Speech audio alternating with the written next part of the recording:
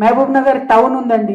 ముఖ్యమంత్రి గారు ఇక్కడ ఈ జిల్లా ఉమ్మడి మహబూబ్నగర్ జిల్లా బిడ్డ, నేను పాలమూరు బిడ్డను, పాలమూరు పిలిబిడ్డను అని చెప్పుకుంటాడు ఆయన. కానీ మహబూబ్ నగర్ టౌన్కు 2 సంవత్సరాల్లో ముఖ్యమంత్రి గారు ఎన్నిసార్లు వచ్చిండ్రో ఒకసారి మహబూబ్ నగర్ ప్రజలు ఆలోచించుకోవాలి.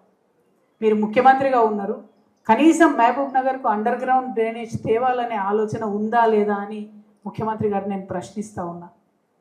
ఎందుకు ఎదగకూడదు? మా నిజామాబాద్లో మేము 10 ఏళ్ల కింద వేసుకున్నాం అండర్ గ్రౌండ్ డ్రైనేజ్.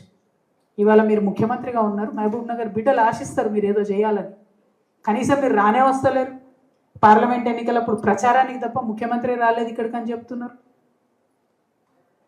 ఇప్పటికీ కూడా మూడు రోజులకు ఒకసారి వస్తాయి మహబూబ్ నగర్లో మంచినీళ్ళు. మేము తెలంగాణ ఉద్యమంలో చెప్పేది మహబూబ్ నగర్లో నిలబడి, ఇప్పుడు వారానికి ఒకసారి వస్తున్నాయి, మేము తెలంగాణ రాగానే అన్ని కరెక్ట్ చేస్తాం, 24 గంటలు వస్తాయని చెప్పేది. ఇప్పటికి కూడా 3 రోజులకు వస్తున్నాయి మంచినీళ్ళు. అంటే అది కేసీఆర్ తప్ప, బీఆర్ఎస్ తప్ప కాదు. రేవంత్ రెడ్డి గారు అధికారంలోకి వచ్చి 2 ఏళ్ళు అయింది. తప్పులు జరిగి ఉంటే మీరు సవరించండి. మీరు మంచినీళ్ళు ఇవ్వరు, ఎందుకు ఇస్తలేరు?